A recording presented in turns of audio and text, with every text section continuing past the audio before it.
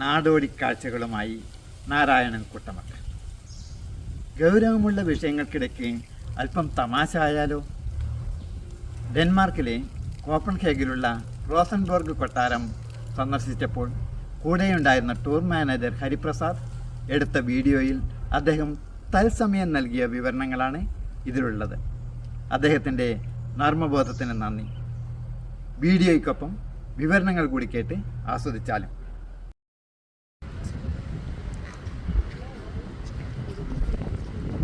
തൻ്റെ സഹയാത്രികർ സിംഹക്കുട്ടികളെ തേടി രാജാവ് പോകുന്നു. കുട്ടമത്ത രാജാവ്, നാരായണൻ രാജാവ്. 3 സിംഹങ്ങളാണ് അദ്ദേഹത്തിനുണ്ടായിരുന്നത്. അതിൽ ആദ്യത്തെ സിംഹത്തിൻ്റെ പേര് ബിജുക്കുട്ടൻ, രണ്ടാമത്തവൻ്റെ പേര് ഓമനക്കുട്ടൻ, മൂന്നാമത്തവൻ്റെ പേര് ടിനിക്കുട്ടൻ.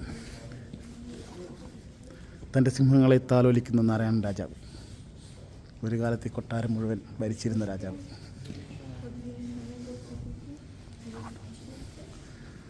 തൻ്റെ കൊട്ടാരം ഡെൻമാർക്ക് ഭരണകൂടം കൃത്യമായി പരിപാലിക്കുന്നുണ്ടോ എന്ന് ചെക്ക് ചെയ്യുന്ന നാരായണൻ രാജാവ്. അദ്ദേഹത്തിൻ്റെ മുഖത്തു നിന്നും അദ്ദേഹം സംതൃപ്തനാണെന്ന് മനസ്സിലാക്കുന്നു. ചെറിയ ചെറിയ പരിഭവങ്ങൾ അദ്ദേഹം ഇവിടുത്തെ രാജാവിനോട് അറിയിച്ചിട്ടുണ്ട്.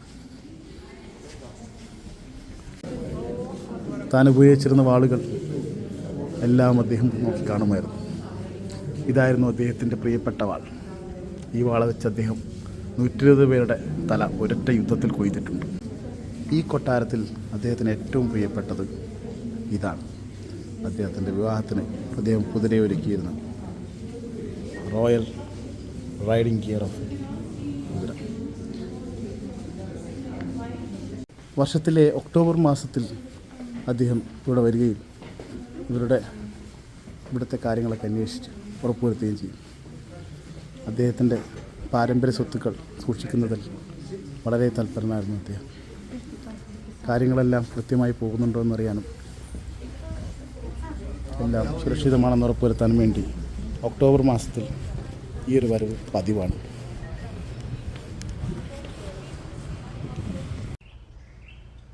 വിവരണങ്ങൾ കേട്ടല്ലോ. ഇനി ചിരിക്കണോ കരയണോ എന്നുള്ളത് നിങ്ങൾക്ക് തീരുമാനിക്കാം.